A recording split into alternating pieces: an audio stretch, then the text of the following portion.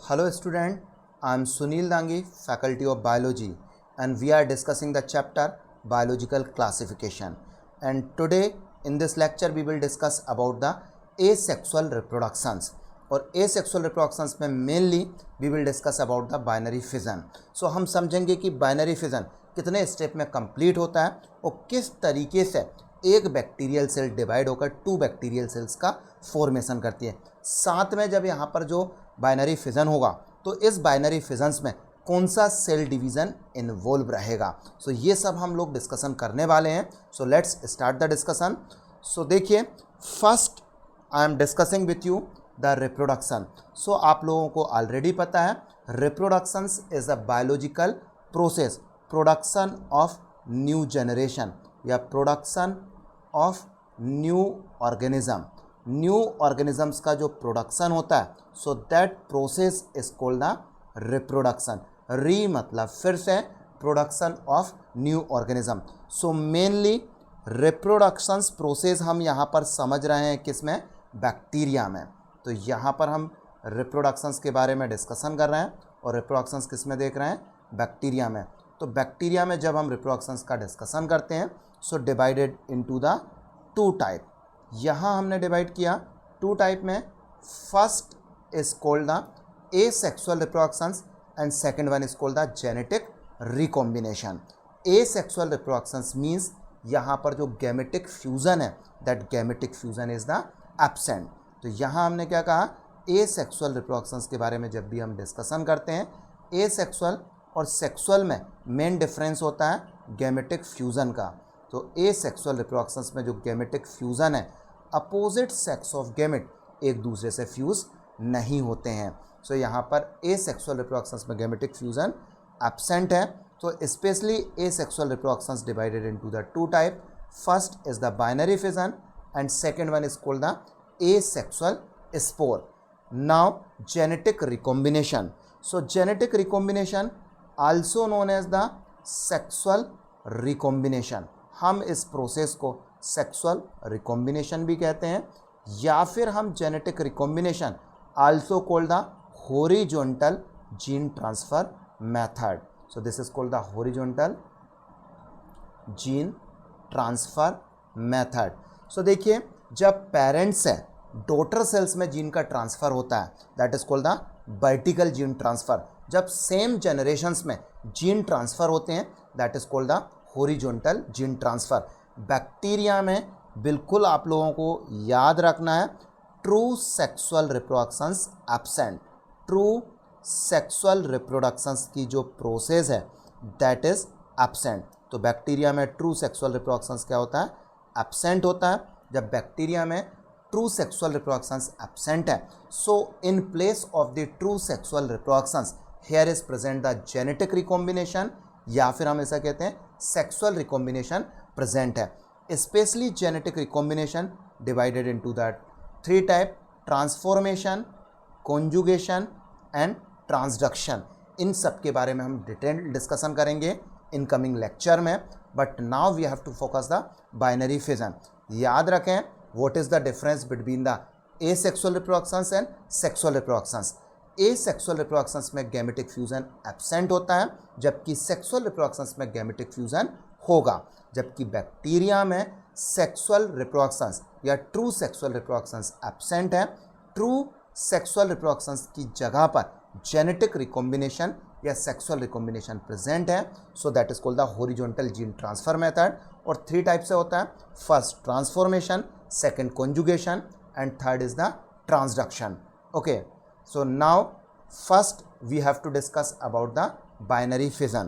Okay, when we are discussing about the binary fission, bi means the 2, so that means यहाँ पर जो bacteria cell है या bacterial cell है, यहाँ पर हम डिस्कशन करते हैं किसके बारे में, बैक्टीरिया के बारे में।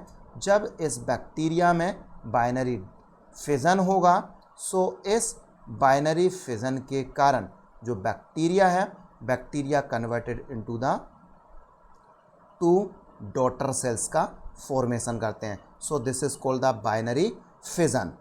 अब जब बाइनरी फिजन हो रहा है, सो बाइनरी फिजन के केस में एक bacteria, one bacterium converted into the two daughter cell, और यहाँ पर एक bacteria two equal daughter cells का फॉर्मेशन करते हैं. So that is why this is called the binary fission. अब जो बाइनरी फिजन है, तो बाइनरी फिजन में क्या होगा, सेल डिवीज़न होगा. तो यहाँ पर जो सेल डिवीज़न है, that cell division is the amitosis. This is the important point for the NEET point of view.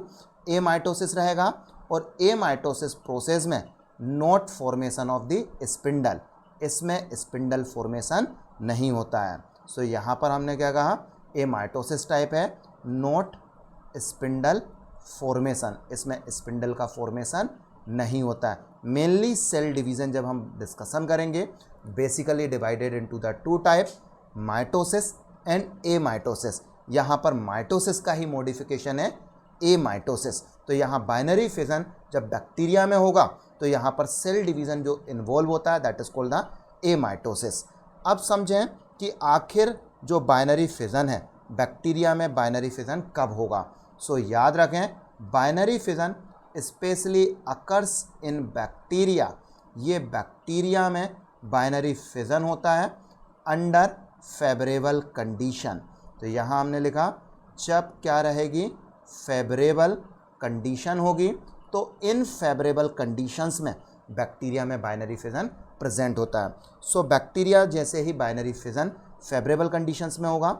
अब ये फेवरेबल कंडीशंस क्या हो सकती है, जैसे हम समझें when there is a optimum temperature, जब टेम्परेचर ऑप्टिमम है, और हम समझें जब जो न्यूट्रिएंट है, न्यूट्रिएंट्स सफिशेंट अमाउंट्स में प्रेजेंट है, nutrient is available in the sufficient amount. So देखिए हमने यहाँ पर क्या कहा, बाइनरी फिजन कब होगा, बाइनरी फिजन स्पेशली होता है फेवरेबल कंडीशंस में.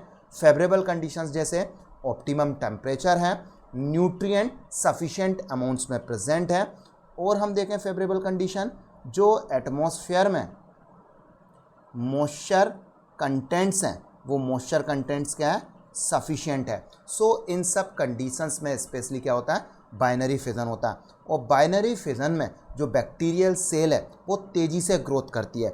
जैसे सपोज हमने यहाँ पर क्या कहा, फर्स्ट यहाँ पर एक बैक्टीरियल सेल है, जब इसमें बाइनरी फिजन होगा, सो it is converted into the two daughter cells. फिर से इनमें बाइनरी फिजन होगा, सो जैसे ही ये दोनों सेल बाइनरी फिजन दर्शाएगी, so it is converted into the 4. So binary fission में जस्ट नंबर है, डबल होता जाएगा. One cell divided binary, formation of the two cell. यदि न्यूट्रिएंट सफिशिएंट है, ऑप्टिमम टेम्परेचर है, मॉइस्चर कंडीशंस है, सो बहुत तेज़ी से रैपिडली ये डिवाइड होती है. One cell forms the two, two से 4, 4 से 8, 8 से 16. इस तरीके से ये डिवीज़न बहुत तेज़ी से होता है. लेकिन ये डिवीज़न कंटिन्यू नहीं रह सकता है, क्योंकि जो कंडीशन फेवरेबल है धीरे धीरे अनफेवरेबल में हो सकती है. सो कुछ केस में जो बाइनरी फिजन है, वो binary fission can stop.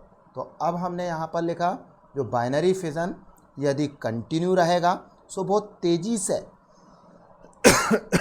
Bacteria का नंबर और बैक्टीरियल पॉपुलेशन बढ़ेगी.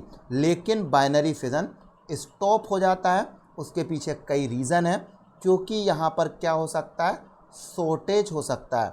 अब यहाँ पर शॉर्टेज किसका हो सकता है, either shortage of the space, जहाँ बैक्टीरियल सेल प्रेजेंट है वहाँ पर स्पेस की कमी हो सकती है, या फिर जब बैक्टीरियल सेल ने बाइनरी फिजन दर्शाया तो नंबर तो बढ़ता रहा, एक लिमिट तक नंबर बढ़ेगा, और देन आफ्टर उसमें जो न्यूट्रिएंट्स है, इन न्यूट्रिएंट्स का क्या हो सकता है, शॉर्टेज हो सकता है.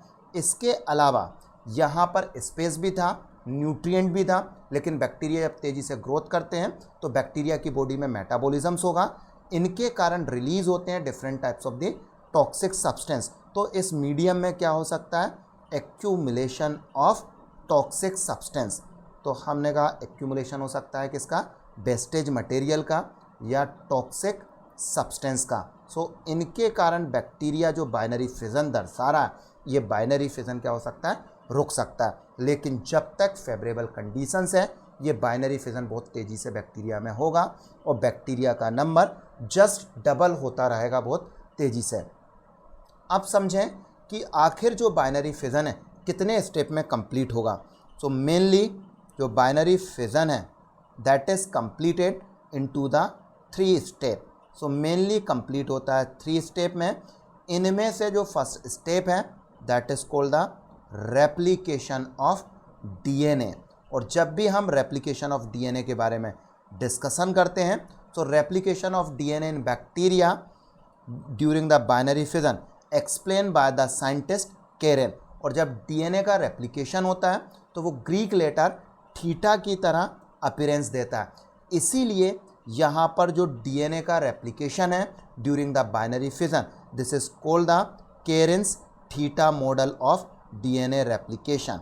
तो हम इसको क्या कहते हैं? Cairns theta model of DNA replication. ये डीएनए रेप्लिकेशन का थीटा मॉडल है, जिस तरीके से ये रेप्लिकेट हो रहा है। अब हम देखें कि जैसे ही डीएनए रेप्लिकेट हुआ देन आफ्टर यहाँ पर क्या होगा? बैक्टीरिया में मीजोसोम डिवीज़न होगा। So there will be the mesosome division and membrane formation. अब मीजोसोम्स क्या है? तो mesosomes is a invagination of the membrane. Plasma membrane अंदर की तरफ इन्वेजिलेट हो जाती है, अंदर की तरफ बढ़ जाती है, that is called the mesosome. इसमें रेस्पिरेटरी एंजाइम भी होते हैं, साथ में ये रेप्लिकेशंस में भी हेल्प करती है। तो अब जैसे ही डीएनए रेप्लिकेट हुआ देन आफ्टर यहाँ पर क्या होगा? Mesosome division and membrane formation होगा। एंड जो थर्ड स्टेप है या लास्ट स्टेप है that is called the cross wall formation. क्योंकि यहाँ पर एक बैक्टीरियल सेल जब 2 बैक्टीरिया में कन्वर्ट होता है तो उसमें क्रॉस वाल का फॉर्मेशन होगा। और जैसे ही वहाँ पर क्रॉस वाल का फॉर्मेशन होगा तब जाकर यहाँ पर क्या होगा? बाइनरी फिजन की प्रोसेस कंप्लीट होगी। सो देखिए, I have explain the step of binary fission. तो binary fission completed into the 3 step. First, replication of DNA. Second, mesosome division and membrane formation. Third is called the cross wall formation. इस तरीके से यहाँ पर ये overall process होती है। सो अब मैं आप लोगों को डायग्राम के थ्रू रिप्रेजेंट करूँगा बाइनरी फिजन। तो यहाँ पर आप डायग्राम में देखें एक्सक्यूज मी, ओके, डायग्राम में आप लोग देखेंगे सबसे पहले क्या है? एक बैक्टीरियल सेल प्रेजेंट है। सो इस बैक्टीरिया में ऑलरेडी मैं बता चुका हूँ जो डीएनए है वो डीएनए क्या है? डबल स्टैंडर्ड सर्कुलर डीएनए है। अब हम देखें, this is called the plasma membrane and the outermost is the cell wall और दिस इज द क्रोमोसोम। अब इनिशियली यहाँ पर एक मेम्ब्रेन होती है जिससे क्रोमोसोम्स अटैच रहेगा, that is called the mesosome. क्या कहा हमने इसको? मीजोसोम। अब इस बैक्टीरियल सेल में सबसे पहला फर्स्ट स्टेप क्या था? हमने बताया रेप्लिकेशन ऑफ डीएनए। तो यहाँ पर जो जेनेटिक मटेरियल है इसका क्या हो गया? डुप्लीकेशन हो गया। सो देखिए, आप लोग बहुत आसानी से देख सकते हैं यहाँ पर क्या हुआ? डुप्लीकेशन ऑफ डीएनए हुआ। ये डीएनए डुप्लीकेट हो गया। जब इस डीएनए का डुप्लीकेशन हुआ सो आप लोग बहुत आसानी से ऑब्जर्व कर सकते हैं। सो साथ में जैसे ही डीएनए डुप्लीकेट होता है सो देन आफ्टर यहाँ पर क्या होगा? Mesosome division. ये मीजोसोम डिवाइड हो जाएगा और देन आफ्टर यहाँ स्टार्ट हो जाता है membrane formation. So continue elongation of the cell and movement of the copies. जो डीएनए की कॉपी है जो मूव होगी और यहाँ पर क्या होगा? Mesosomes division and membrane formation. अब जैसे ही मेम्ब्रेन का ये फॉर्मेशन हो रहा है, मेम्ब्रेन अंदर की तरफ बढ़ती जाएगी और फाइनली जैसे ही क्रॉस वाल का फॉर्मेशन होगा, here is formation of the 2 daughter cell. यहाँ पर 2 डॉटर सेल्स का फॉर्मेशन हो जाता है। Here you have to keep in your mind कि बाइनरी फिजन में जो पेरेंट सेल है 2 इक्वल डॉटर सेल्स का फॉर्मेशन करते हैं। So this is called the binary fission in bacteria. तो बैक्टीरिया में जो बाइनरी फिजन हुआ 3 स्टेप में कंप्लीट हुआ। First step is called the replication of DNA. Second is called the mesosome division and membrane formation and third one is called the cross wall formation. तो यहाँ पर सबसे पहले आप लोग बहुत इजीली देख सकते हैं रेप्लिकेशन ऑफ डीएनए। यहाँ क्या हुआ? Replication of DNA. जो डीएनए है इस डीएनए का रेप्लिकेशन हुआ। फिर हमने कहा जैसे डीएनए का रेप्लिकेशन होता है सो देन आफ्टर यहाँ पर क्या होता है? Mesosomes division and membrane formation. क्या होगा यहाँ पर? Mesosomes division and membrane formation. Mesosome division तो ऑलरेडी हमने यहाँ बता दिया। Mesosome division and membrane formation start हो गया। And then after next step that is called the cross wall formation. यहाँ पर क्या हुआ, क्रॉस वाल का फॉर्मेशन हुआ। यहाँ पर हम देखें सो ऑलरेडी यहाँ से ही क्या हो गया था, मीजोसोम्स का डिवीज़न स्टार्ट हो गया था। तो इस तरीके से बैक्टीरिया में क्या होता है, बाइनरी फिजन है। Now you have to understand through the NCERT diagram. NCERT में डायग्राम दिया है आप डिवाइडिंग बैक्टीरियम सेल। अब हम इस बैक्टीरियल डिवाइडिंग सेल के बारे में डिस्कशन करें। सो जो बैक्टीरिया है, बैक्टीरिया में एक्सक्यूज मी, जो आउटर मोस्ट लेयर है that is the cell wall, then after जो लेयर है cell membrane, then after DNA. अब ये नीट में कई बार क्वेश्चन आ जाता है, सेल वाल की जगह पे लिख देंगे ए, सेल मेम्ब्रेन की जगह पे बी और डीएनए की जगह पर सी, या फिर डीएनए को ए, सेल मेम्ब्रेन को बी, सेल वाल को C. Identify the correct option. तो फिर आपको पहचानना है आउटर मोस्ट सेल वाल है, इसके बाद जो लेयर दी गई है एनसीईआरटी में सेल मेम्ब्रेन, देन आफ्टर जो जेनेटिक मटेरियल है दैट इज द डीएनए। सो इस तरीके से हमने बाइनरी फिजन के बारे में डिस्कशन किया। आई होप ये लेक्चर आप लोगों को समझ में आया होगा। So like, subscribe and share my channel with your friend. Thank you very much.